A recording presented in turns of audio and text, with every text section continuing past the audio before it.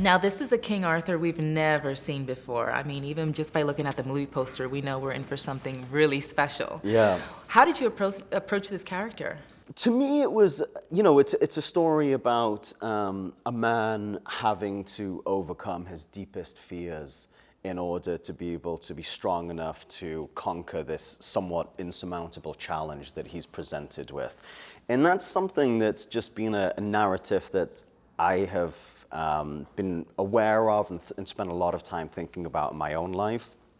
How to make the best use of your brief amount of time on this earth and be the best version of yourself, I think is a challenge for all of us, but our only true responsibility in life. I mean, you only have one life, and our responsibility is to live it as fully as we can. And so that's something that, you know, I think is a really positive message, and something that, you know, it's just fulfilling to see a man go through that, like just to see that narrative, you know, all of the struggle, and, you know, you keep getting knocked down, but the important thing is that you get back up.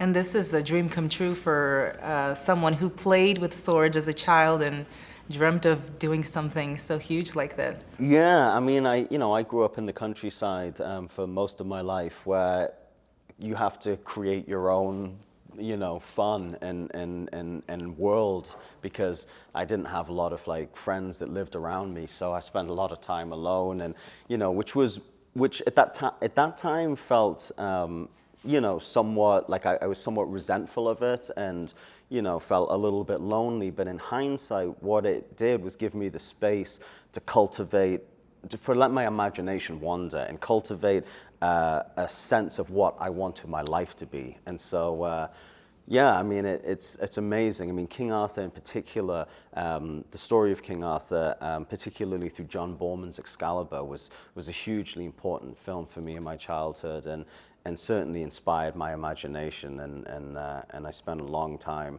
you know, sort of pretending I was a wizard or pretending I was a knight as a child. We've seen you go up and down in weight a lot for some of the roles that you take, and you really bulked up for this one. What was the training like? The fighting sequences were very long, almost like a dance.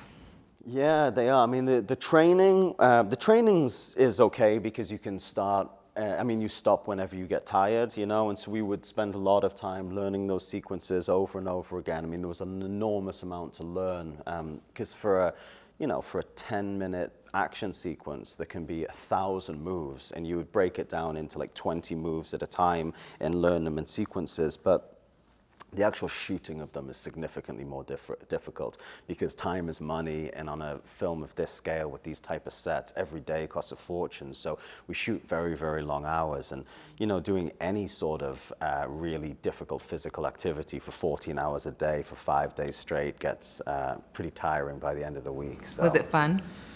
Not really, no. I gotta say, doing the physical stuff in a film is never really fun for me. You get hurt all the time, and you know, you can't stop. So just the accumulation of those injuries over the course of a day or a week or a month, you know, you start to feel a bit sorry for yourself by the end of it. But the rest of the film was immensely fun. I've actually never had as much fun as I did on this film, and that's due to Guy. He just is a really fun, engaging, energetic person to work with.